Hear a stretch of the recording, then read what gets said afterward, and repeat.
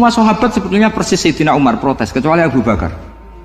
Lama-lama akhirnya di antara perjanjian itu berbunyi begini. Tapi saya minta satu hal. Orang boleh mendiskusikan Islam tanpa tekanan. Itu saja permintaan Nabi.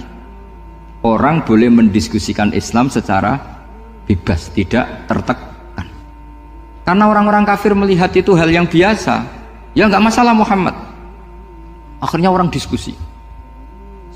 Islam itu apa sih? Islam itu orang yang menuhankan Allah. Allah itu siapa? Zat yang menciptakan langit dan bumi. Lama-lama orang kafir berpikir, wah keren, Tuhannya Muhammad bisa bikin langit dan bumi. Tidak kayak Tuhan kita, malah kita yang bikin. Jadi mulai debat itu terus ada yang cerita lagi. Saya pernah loh nyembah Lata, pas itu dikencingi luwak. Masa ailahun yabulu ali sa'laban, masa Tuhan kok dikencingi luwak? Yang agak-agak ahli kitab ya diskusi lagi. Wah kayaknya Yesus tidak Tuhan lah. Masa Tuhan kok kelaparan, lemes, wah repot nanti. Jadi makanya Allah ketika ngojlok wa ummuhu siddiqah kana yakulani ta'am. Mal masihu ibnu Maryam illa rasul qad khalas min qablihir rusul wa ummuhu siddiqah kana yakulani. Coba paradok ndak misalnya. Kamu didolani Nabi Isa terus ketok lemes. Kenapa?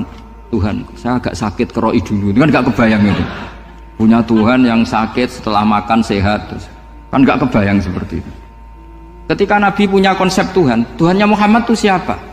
Yaitu zat yang la awalalah, zat yang pertama. Lalu Tuhan itu siapa? Tuhan itu yang menciptakan langit bumi. Tuhan itu siapa? Yang memulai segalanya. Lama-lama mereka berpikir, wah kalau gitu yang benar itu Islam. Maka kata Imam Zuhri, Syihabuddin Az-Zuhri, fama kana fathun fil islami a'zama min sulhil Hudaybiyah. Innama kana an-nasu yatafadhaluna fil hadis wal munaza'ah. Semua teks riwayat itu ada kata wal munaza'ah. Orang bebas ngomong dan berdebat. Munaza'ah itu berdebat. Terus akhirnya falam yatakallam ahadun bil islami yaqilu syai'an illa dakhala fihi. Kemudian setelah berdebat dan mereka tahu Islam, pasti akhirnya masuk Islam. Dan itu yang sekarang terjadi di dunia. Makanya saya pernah ditanya seorang profesor, Gus, kalau di Jogja ada sekolah perbandingan agama, menurut Anda gimana? Asal itu tentang agama, nggak apa-apa. Tapi kalau yang dibandingkan umat Islam itu jangan. Karena nanti kalau di Indonesia kira-kira yang copet itu ditanya agamanya juga Islam, yang koruptor juga Islam. Jadi kalau yang dikaji Islamnya nggak apa-apa, tapi orangnya jangan, kata saya. Karena yang bulat ya banyak, yang nggak sholat ya banyak. Tapi kalau Islamnya saja, misalnya adu konsep tentang Tuhan. Masyhur kita mungkin banyak yang melihat itu debatnya Stanley Fischer sama Ahmad Didat itu. Tuhan kamu siapa ini terus sama Didat cerita Tuhan saya itu lam yalid walam yulad walam yakul lahu kufuwan. Itu spontan ada seorang mahasiswi bilang, sepertinya Tuhan Anda lebih menarik karena Tuhan Anda yang menciptakan langit bumi, yang Tuhan ini kok lahirnya sudah di bumi, masa lahir-lahir langsung jadi Tuhan. Jadi akhirnya falam yatakallam ahadun bil islami yaqilu syai'an illa dakhala fihi. Sehingga agama ini apa? Agama itu adalah kalimat tauhid. Kalimat itu apa? Logika yang terbangun. Nah, ketika logika itu terbangun, maka disebut yusabbitu Allahu alladzina amanu bil qaulis tsabit fil hayatid dunya wa fil akhirah. Allah itu akan menetapkan satu kaul, satu presentasi ilmiah atau satu kesimpulan ilmiah. Yang kesimpulan itu nyata benarnya. Dan ini akan nyata terus baik di kehidupan dunia maupun kehidupan apa? Akhir. Seperti Allah sebagai Tuhan itu akan nyata terus di dunia Allah ya Tuhan, nanti di akhirat juga Tuhan. Tapi Tuhan selain Allah, maka menjadi Tuhan ini nunggu ada yang menuhankan. Misalnya Fir'aun itu jadi Tuhan karena ada yang menuhankan. Sekali dia mati, dia sudah aset wisata, bukan Tuhan lagi. Makanya gojlokannya orang ulama Arab kalau ketemu ulama Mesir, kalau gojlokan itu lucu. Orang Arab ada Abu Jahal, Abu Lahab, penggaweane ngusir Nabi gitu. Itu gejolokannya ulama Mesir. Kata ulama Arab, kamu gayanya benci Fir'aun, tapi rizki kamu dari wisata melihat Fir'aun. Itu gejolokannya ulama Arab sama ulama Mesir. Sehingga agama ini mengajarkan apa? Satu kalimat. Makanya kamu harus belajar mantek. Dulu Raden Asnawi ya pengajar mantek. Dulu buyut saya di sini Mbah Fauzan, abahnya Mbah Pah itu, mbahnya itu juga pengajar mantek. Karena di antara yang diceritakan Allah itu wa ja'alaha kalimatam baqiyatan fi aqibih. Tugas utama Nabi Ibrahim adalah menjadikan satu logika, kalimah itu logika, itu menjadi logika yang abadi, baqiyah itu abadi. Fi aqibih, di anak turunnya Nabi Ibrahim. Misalnya begini, saya beri contoh ya. Misalnya saya mengatakan teh ini hitam, itu menjadi kalimah karena diucapkan, tapi tidak menunjuk hakikat karena tehnya berwarna apa? Kuning. Sehingga Quran kalau menyalahkan orang kafir itu ngendikannya kaburas kalimatan takhruju min afwahihim. Omongannya orang kafir itu menjadi kalimat karena diucapkan dari mulutnya. Kenapa menjadi kalimat? Karena diucapkan tapi tidak menunjuk hakikat. Seperti orang mengatakan 2 ditambah 2 itu 10, itu kalimat, tapi kalimat yang salah karena tidak menunjuk hakikat. Seperti orang kafir mengatakan Tuhan itu 3, itu kalimat karena diucapkan tapi tidak menunjuk hakikat. Tapi ketika seseorang mengatakan Allah itu Tuhan, Tuhan itu satu, itu disebut kalimatu haqqin 'alaiha nahya wa 'alaiha namut. Temriki tahlilane wa 'alaiha napa wa biha? Wa 'alaiha napa wa biha? Wa 'alaiha ya, ada yang tahlilan wa biha, itu enggak tahu sanadnya dari mana, pokoknya ada yang wa 'alaiha, ada yang biha. Kenapa dikatakan kalimat tauhid? Karena kalimat yang dari kesimpulan berpikir. Dan agama ini dibawa Nabi Ibrahim itu untuk membawa kalimat tauhid. Ciri utama kalimat tadi, kamu yakin seyakin-yakinnya bahwa nisbatul snaini wassalasah wal arba'ah ila ma la nihayatalaha itu kanisbatis snaini ilal wahid, yaitu semuanya far'un minal asli. Aslinya adalah wahid. Sehingga di kitab, saya pernah ngaji Mbah Mun, namanya kitab Al-Husunul Hamidiyah, itu dikarang oleh ulama-ulama sekarang, itu diajarkan di MGS. Ini mbah-mbahnya Gus Akil, pendirinya madrasah MGS. Itu ada gambarnya di situ. Di situ ada gambar piramida, ada gambar hewan, ada gambar pohon. Kata yang ngarang, gambar sedetail ini, sejelimet ini dimulai dari nuktah wahidah. Tetap dimulai dari satu titik. Dan ini disebut nuktatil wujud. Jadi mbok orang kudus sebanyak ini tetap dimulai dari satu orang, yaitu Adam. Adam dimulai dari ketiadaan. Lalu siapa al-mujid? Pewujudnya siapa? Hanya Allah Subhanahu wa ta'ala. Sehingga ulama-ulama termasuk Senawawi itu paling suka ngendikan semua makna Quran dikumpulkan di Fatihah, Fatihah dikumpulkan di Bismillah, Bismillah dikumpulkan di Ba, karena di Ba itu ada titik nukdotil wujud, yaitu disingkat bi kana makana wa bi yakunu ma yakun. Karena saya, kata Allah, semuanya akan ada, dan karena saya yang enggak ada, semuanya suatu saat ada. Disebut nukdotil wujud. Nah, kita meyakini kalau Allah satu itu seyakin-yakinnya, karena nggak mungkin angka nggak dimulai dari angka satu. Begitu juga gambar seapapun jilumete. Misalnya sampean gambar zaman saya kecil, gambar paling favorit itu apa? Kambing bertarung. Itu gambarnya kan susah. Daripada gambar kambing bertarung susah terus dibikin kotak saja, tembok. Kalau tanya gurunya, gambarnya mana? Di belakang tembok, Bu. Ini itu dulu saya diwarai anak-anak nakal ya. Jadi semua satu gambar itu disuruh gambar harimau, yang satu disuruh gambar kambing bentrok, yang satu disuruh gambar matahari, semuanya kotak semua. Ini itu, Bu, gambarnya di belakang apa? Tembok, maka nggak kelihatan katanya. Jadi gurunya kalah cerdas. Yang guru itu sebenarnya nggak pernah menang, karena murid itu lebih pinter. Itu teman saya dulu kalau ngaji itu, kalau tes itu ngerpek baca. Gurunya marah, kamu tes kok baca? Enggak ngerpek, Bu, ini belajar di kelas. Katanya belajar kapan saja, di mana saja. Aco ini. Jadi apa ya, orang itu kadang yang salah itu lebih masuk akal kadang-kadang ini. Saya teruskan ya supaya ini dapat barokahnya Raden apa? Asnawi. Saya mohon sekali ya, kalimatu haqqin itu harus kamu jaga. Caranya jaga ya tadi. Kalau kamu tidak bisa ilmu mantek, misalnya al-alam mutaghayyir wa kullu mutaghayyir hadis la budda min muhdits, itu kan jelimetan. Pakai saja teori umum bahwa gambar apapun jelimetnya itu dimulai dari satu titik. Karena nggak bisa, nggak dimulai dari satu titik, tidak bisa. Maka alam apapun jumlahnya nggak terhingga, tetap dimulai dari al-wahidul qahar, yaitu satu titik. Yaitu dalam konteks tauhid tentu itu Allah Subhanahu wa ta'ala. Sehingga Nabi Ibrahim itu orang paling sukses bikin waja'alaha kalimatam baqiyatan fi aqibi. Terus Nabi Muhammad begitu, sahabat gitu, sampai kita sekarang diajari ilmu mantek. Ilmu mantek itu logika yang nggak terbantahkan. Karena mau tidak mau. Kata Imam Syafi'i, fa innal uqula muttarratun ila qabulil haq, karena akal akan dipaksa menerima kebenaran. Dan itu yang terjadi di Uni Soviet. Dikoptasi 100 tahun untuk berfaham ateis, dilawan oleh ilmu, tetap menanamkan ilmu tauhid, ilmu mantek. Ketika Uni Soviet secara politik runtuh, semuanya menjadi muslim, termasuk negara-negara yang dulu dikoptasi. Maka kamu tidak usah kecil hati di Indonesia, apapun rusaknya negara ini, asal kita cara bertauhid benar, insya Allah tetap meninggal husnul khotimah. Karena sudah janjinya Allah, yusabbitu walladzina amanu bil qaulits tsabit. Sing jelas itu nomor satu tuh al qaulits tsabit. Memang itu logika yang masuk akal. Jadi jangan kira semua orang ditanya amar rabbuka, ndak. Banyak ulama yang nggak ditanya, masyhur itu dalam cerita keramat-keramat. Ada guru tauhid ngajarin tauhid. Setelah ditanya mungkar nakir, Imam Malik datang. Kamu nanya ini, man rabbuka man nabiyuka, kamu tahu ini guru Umul Barohin yang tukang ngaji tauhid. Guru tauhid kok ditanya apa? Tauhid. Malaikatnya nggak jadi tanya. Dan saya percaya cerita-cerita seperti itu karena secara umum itu ala inna auliya Allahi la khaufun alaihim walahum yahzanun lahumul busyra fil hayatid dunya wa fil akhirah. Artinya kalau wali itu kok ditanya mungkar nakir berarti ngalami ketakutan.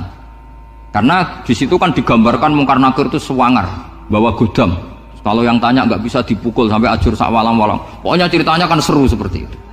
Berarti kalau betul begitu terus ayat la khaufun alaihim walahum yahzanun kayak apa?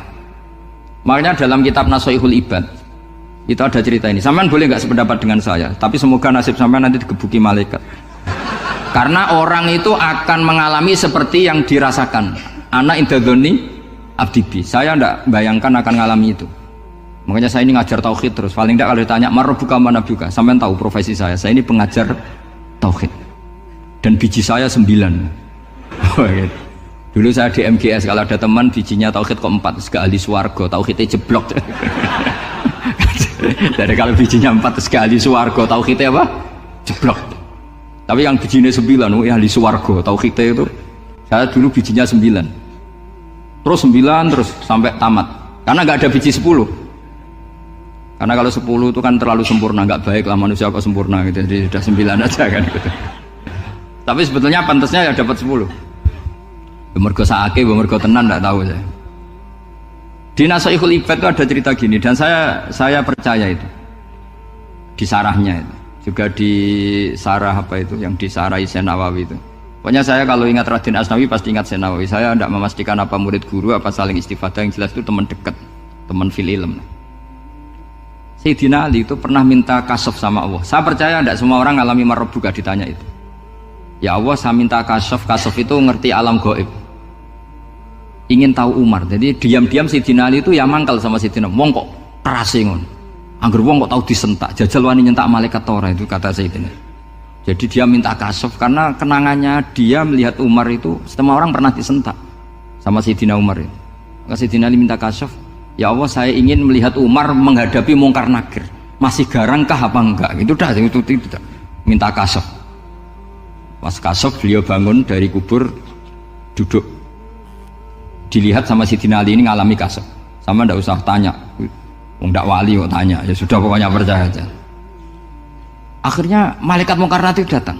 Itu di situ digambarkan matanya itu kalkidril mughalla, kayak apa itu? Panci yang dibakar. Wah, soal seru. Sumpah nang Sayyidina Ali. Baru ini kamu akan takut gitu. Tadi ternyata enggak. Umar bangkit disentak orang tua itu. Kamu tahu menghadapi siapa? Yang sopan gitu. Wah, sontak. Aku kaget malaikatnya itu karena nggak pernah ngalami disentak, mungkin itu pertama. Aku kaget. Memangnya kamu siapa? Saya ini teman kekasih Tuhanmu. Saya yang diandalkan temannya sebenarnya bukan dia. Ana sohibu habibillah. Saya ini temannya kekasihnya Allah. Jadi dia mengandalkan temannya sebetulnya, bukan mengandalkan dirinya.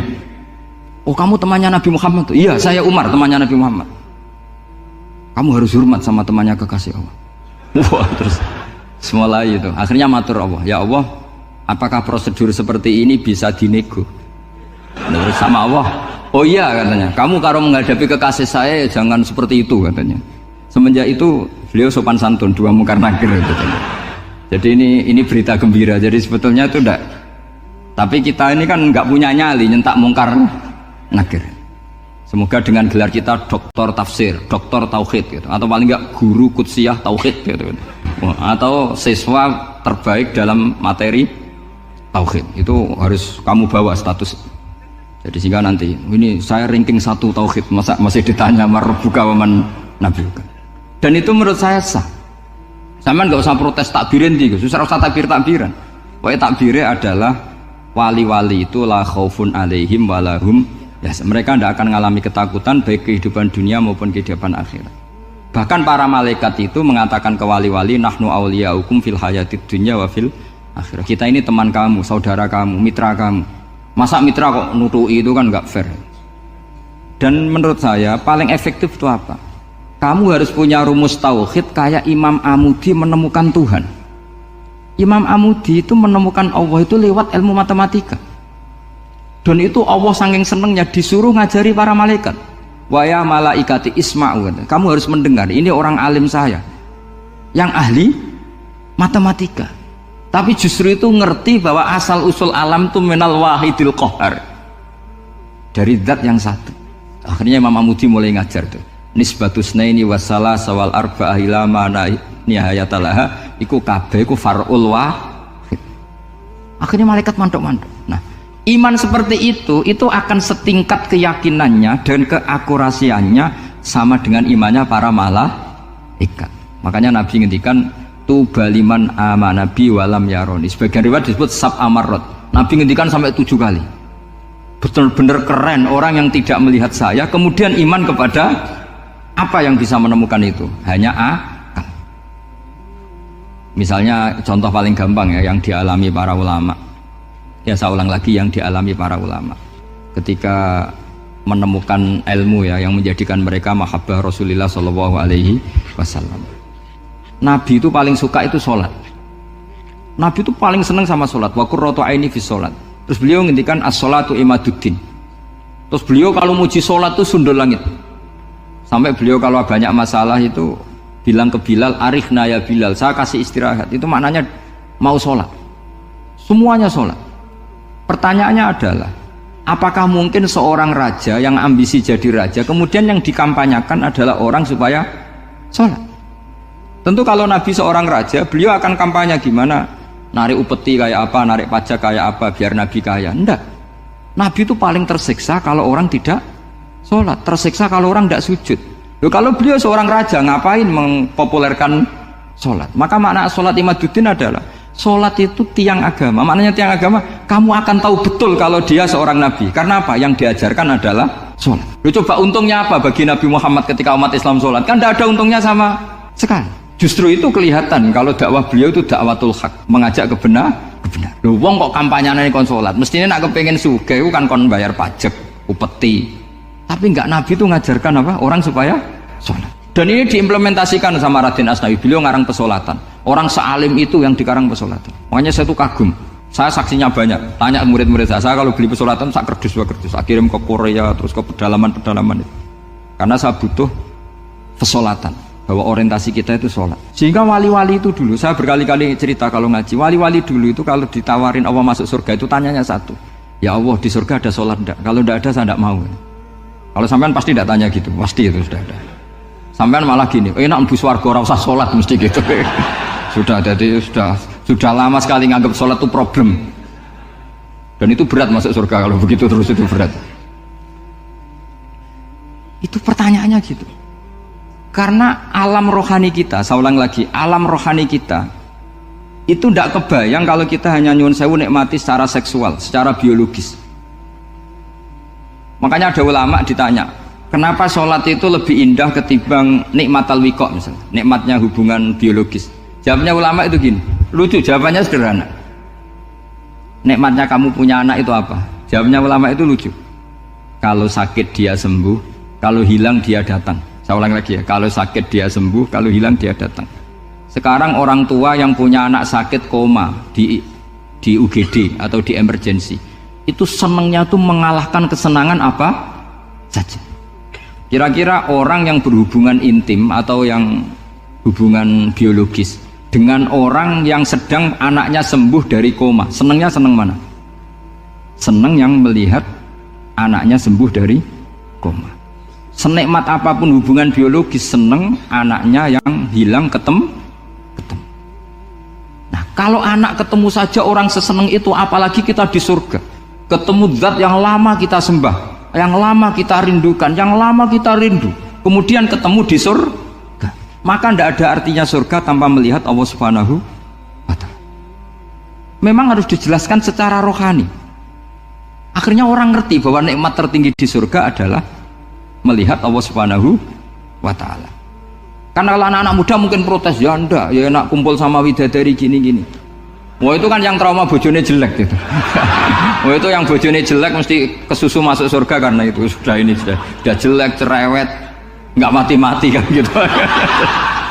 Terus dia ingin masuk surga mesti niatnya welek, mesti pikiran pertama itu kumpul widadari. Tapi ada ulama yang bikin analogi tadi, misalnya istri kamu cantik, kemudian anak kamu sakit, koma. Hubungan dengan istri sama dengar berita anak kamu sembuh, seneng mana? Seneng anak sembuh. Sama anak yang hilang, seneng mana? Anak yang hilang ketemu. Maka terus ulama bisa menjelaskan itu. Kalau orang ketemu anaknya seseneng itu, apalagi ini ketemu Tuhannya yang bertahun-tahun disembah, kemudian tidak pernah melihat. Di surga itu nanti kita melihat Allah Subhanahu.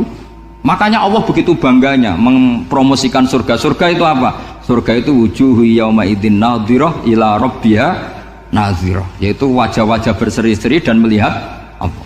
Itu tanpa dijelaskan seperti ini Anda akan janggal, enaknya di mana?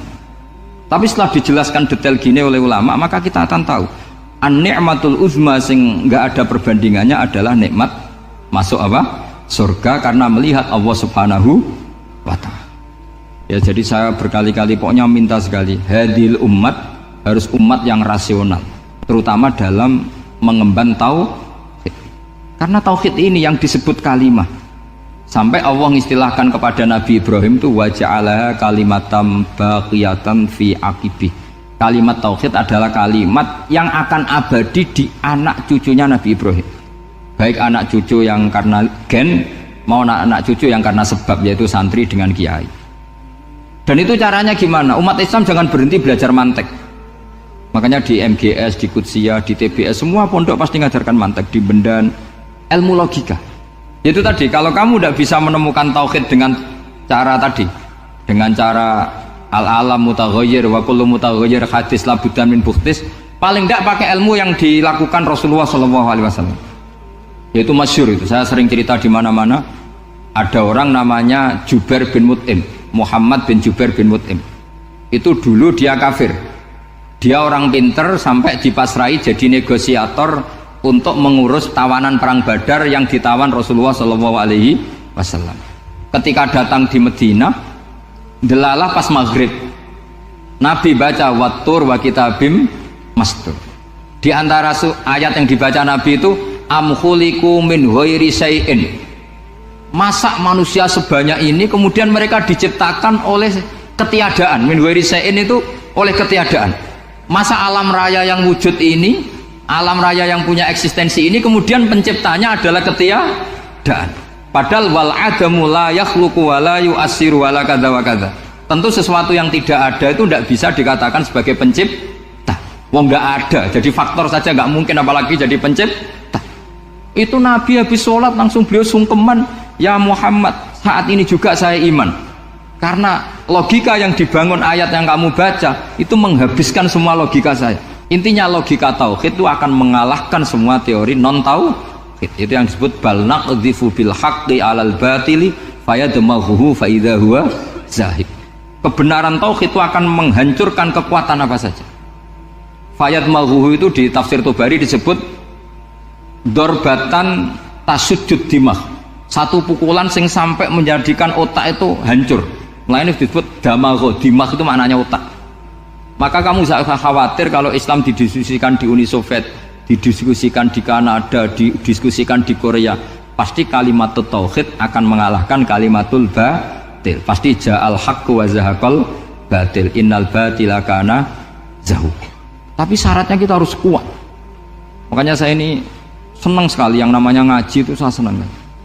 Karena saya tadi bercita-cita ingin jadi dosen setelah mati. Karena di dunia sudah tidak jadi apa? Dosen. Saya ingin seperti Imam Amudi.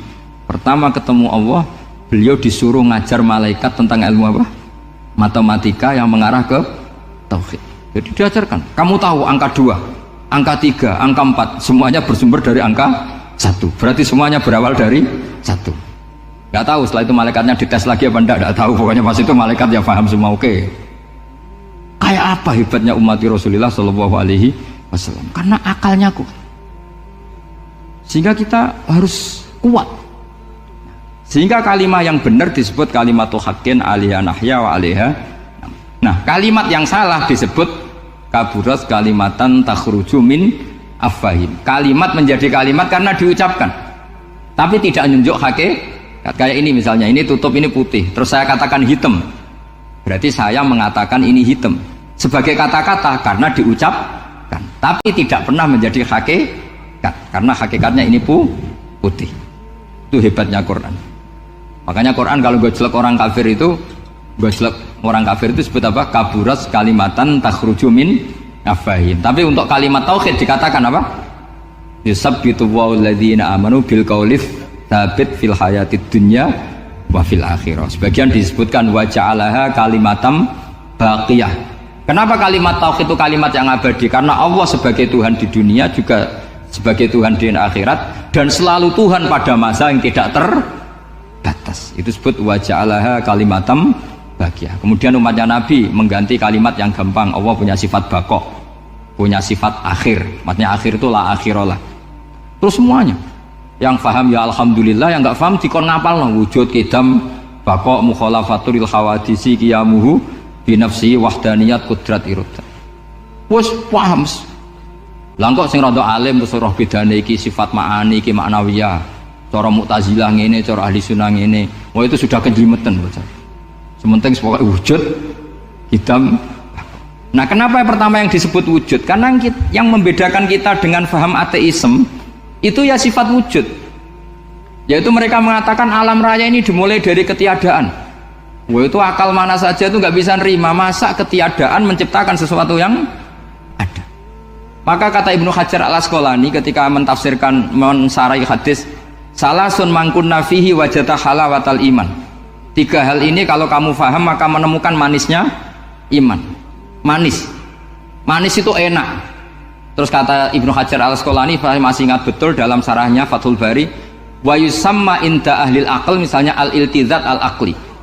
Agama ini mengajarkan kenyamanan cara berpikir. Coba kalau sampean seorang doktor atau seorang profesor atau seorang pinter, kemudian kamu dipaksa mengimani bahwa alam ini diciptakan oleh ketiadaan, itu bisa tidur gak? Oh udah bisa tidur. Sampean misalnya orang pinter dididik di kampus atau dididik di pondok, alam ini yang wujud, yang menciptakan itu sesuatu yang tidak wujud, kamu bisa tidur gak kira-kira? Ini guru apa? Ini sarap ini. Mosok hadil maujudat khalaqahal adam, sesuatu yang wujud diciptakan ketiadaan. Tapi agama ini membawa sesuatu yang menyenangkan untuk akal, yaitu hadhil maujudat khalaqaha wajibul wujud. Maujudat yang wujud ini diciptakan super maujud, yaitu oleh bahasa pondok disebut wajibul wujud. Kan terus seneng, wajar dong kalau sesuatu yang ada diciptakan oleh yang ada. Nah tentu ada pencipta, terus ada super, disebut wajibul wujud. Kan terus enak. Nah itu kata Ibnu Hajar al-Asqalani disebut wajada halawatal iman. Sehingga kita tidak usah khawatir. Makanya saya itu termasuk orang yang nggak khawatir. Apapun rusaknya dunia ini, kacaunya dunia ini akan kalah dengan kalimatut tauhid. Karena kalimat ini ketemu apa saja pasti menghancurkan. Yaitu disebut bal naqdhifu bil haqqi 'alal batil fayadmaghuhu fa idza huwa zahid. Kalimat hak ini akan menabrak apa saja dan yang ditabrak pasti hancur. Makanya sampai tidak usah khawatir misalnya ada negara ateis di Cina, di Korea. Kita yakin asal yang diteliti itu agama Islam pasti menang. Nah yang susah kalau yang diteliti orang Islam, itu susah. Karena yang copet kadang-kadang ya umat, apalagi di negara yang mayoritas muslim, nanti copetnya, premannya, koruptornya semuanya beragama Islam. Makanya kita hanya punya pilihan dua, itu umat Islam dan Islam yang kumat itu dok. Kalau ndak umat Islam ya Islam yang kumat. Tapi kalau kalimat tauhid itu kalimat yang aman, tak jamin 100%. Sehingga saya itu kalau ditanya Profesor Pak Bahak, kalau suatu saat Indonesia jadi negara yang sangat terbuka, kemudian ada sekolah perbandingan agama, menurut Anda prospek Islam gimana? Saya jawab, asal yang dikaji Islamnya bukan orangnya, pasti Islam tetap prospek. Asal yang dikaji apa? Islamnya, bukan orangnya. Kalau orangnya ya Masya Allah, ya itu tadi, kalau tidak umat Islam ya Islam yang umat. Ya ngoten mawon, pokoknya ini mungkin untuk barokah napa Raden Asnawi, untuk barokah ngaji kalimat tauhid. Terus sampean kudana nih kula mboten sakake, tak anggap untuk rahmat ngoten mawon nggih. Terus karena tadi di antara syaratnya tobat kata Imam Ghazali itu pernah kena air hujan langsung turun dari langit. Ya itu jelas itu di Ikhya itu, karena ahalul halal adalah alma an-nazil minas sama. Halalnya barang paling halal adalah air yang pertama turun dari langit.